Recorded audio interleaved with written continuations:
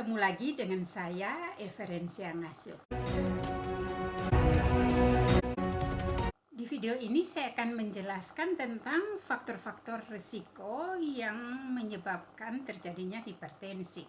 Faktor-faktor risiko tersebut adalah faktor genetik, umur, jenis kelamin, etnis, obesitas, pola asupan natrium dan diet, merokok. Risiko hipertensi bergantung pada jumlah dan keparahan dari faktor-faktor risiko yang dapat dimodifikasi dan yang tidak dapat dimodifikasi. Faktor yang tidak dapat dimodifikasi antara lain faktor genetik, umur, jenis kelamin, dan etnis. Sedangkan yang dapat dimodifikasi adalah stres, obesitas, nutrisi dan natrium, merokok, gaya hidup, dan lainnya. Faktor genetik. Hipertensi esensial biasanya dikaitkan dengan faktor genetik. Seorang yang mempunyai riwayat keluarga dengan hipertensi, maka ia berisiko terkena hipertensi 2 kali lebih besarnya umur. Insiden terjadinya hipertensi meningkat dengan bertambahnya umur. Pasien yang berusia di atas 60 tahun, 50-60% mempunyai tekanan darah sama atau lebih besar dari 140/90 mm/Hg. Hal ini karena pengaruh degenerasi pada orang dengan bertambahnya usia. Hipertensi merupakan penyakit multifaktoral yang timbulnya karena interaksi dari berbagai faktor. Setelah berusia 45 tahun, maka dinding arteri akan mengalami penebalan. Oleh karena adanya penumpukan kolagen pada lapisan otot, sehingga pembuluh darah akan berangsur-angsur menyempit dan menjadi kaku. Tekanan sistolik meningkat karena kelenturan pembuluh darah besar yang berkurang dengan pertambahan umur sampai usia 70 tahun. Tekanan darah diastolik meningkat sampai usia 50-60 tahunan, kemudian menetap dan cenderung menurun. Peningkatan umur akan menyebabkan beberapa perubahan fisiologis. Terjadi peningkatan resistensi perifer dan aktivitas simpatis.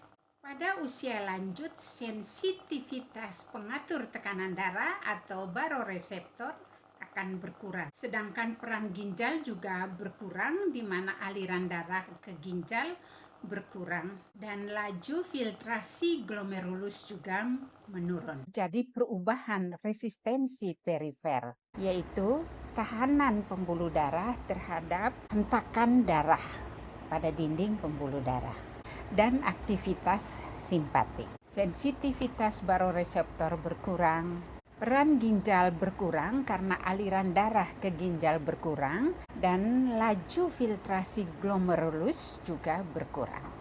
Jenis kelamin. Prevalensi terjadinya hipertensi pada pria sama dengan pada wanita. Namun wanita terlindung dari penyakit kardiovaskuler karena pada saat sebelum menopause. Pada premenopause, wanita mulai kehilangan sedikit demi sedikit hormon estrogen, di mana selama ini hormon estrogen melindungi pembuluh darah dari kerusakan. Peran dalam meningkatkan kadar high density lipoprotein atau HDL. Kadar kolesterol HDL yang tinggi merupakan faktor pelindung dalam mencegah terjadinya proses aterosklerosis. Etnis.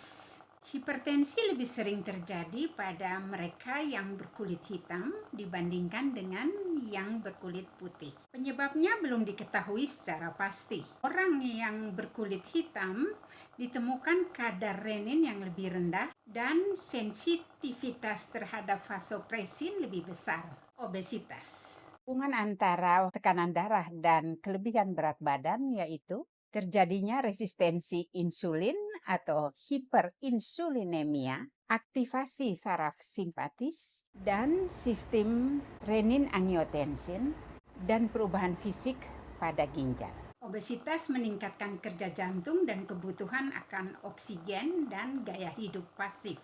Lemak tubuh yang berlebihan dan tubuh yang tidak aktif berperan di dalam resistensi insulin. Pola asupan garam dalam diet. Badan Kesehatan Dunia atau WHO merekomendasikan jumlah konsumsi garam yang dapat mengurangi terjadinya resiko hipertensi, yaitu 2,4 gram sodium atau setara dengan 5 gram garam per hari. Konsumsi natrium yang berlebih dapat menyebabkan konsentrasi natrium dalam cairan ekstraseluler meningkat. Meningkatnya cairan ekstraseluler tersebut menyebabkan meningkatnya volume darah dan dapat berdampak pada terjadinya hipertensi. Sumber natrium yang utama yaitu natrium klorid atau garam dapur, penyedap masakan atau monosodium glutamat atau MSG, dan sodium bikarbonat. Pada